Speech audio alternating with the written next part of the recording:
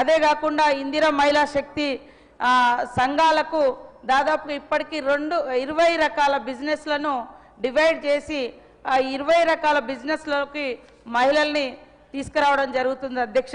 మహిళలు కూడా పెద్ద ఎత్తున ఇంట్రెస్ట్ చూపుతున్నారు అధ్యక్ష ఇవి పెట్టుకోవడానికి. కాబట్టి తప్పకుండా ఎక్కడెక్కడైతే అవకాశం ఉందో అక్కడ ఏర్పాటు చేయాలని మా సిఓ దివ్య దేవరాజన్ గారి ద్వారా మరి కలెక్టర్లందరికీ డిఆర్డిఓస్ అందరికీ కూడా ఆదేశాలు అందిస్తాం అధ్యక్ష.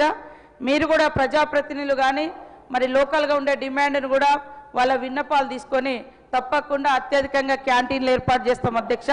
ప్రతి మండల సమైక్యకు ఇంకా రాబోయే కాలంలో తప్పకుండా బస్సును కూడా అందిస్తున్నాం అధ్యక్ష. ఇప్పటికీ దాదాపుగా 200 పైన మండల సమైక్యలకు బస్సులు అందించినాం. ఇంకా మిగతా మండలాలకు కూడా మండల సమైక్యలకు అందిస్తాం. తద్వారా ప్రతి మండల సమైక్యకు 70,000 రూపాయలు నెల నెల ఇన్కమ్ కూడా రాబోతుంది అధ్యక్ష.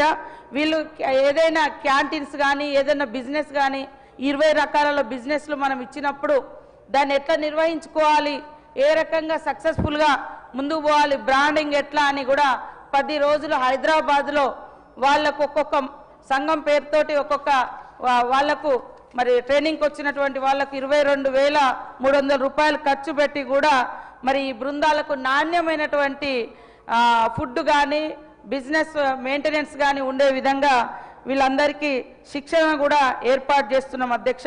తప్పకుండా ఇందిరా మహిళా శక్తి క్యాంటీన్లను విస్తృతపరుస్తాం. మహిళలందరూ ఆర్థికంగా బలోపేతమయ్యే విధంగా ముఖ్యమంత్రి రేవంత్ రెడ్డి గారి యొక్క ఆలోచన మేరకు ఇంకా ముందుకు తీసుకెళ్తామని తెలియజేస్తా ఉన్నాం అధ్యక్ష.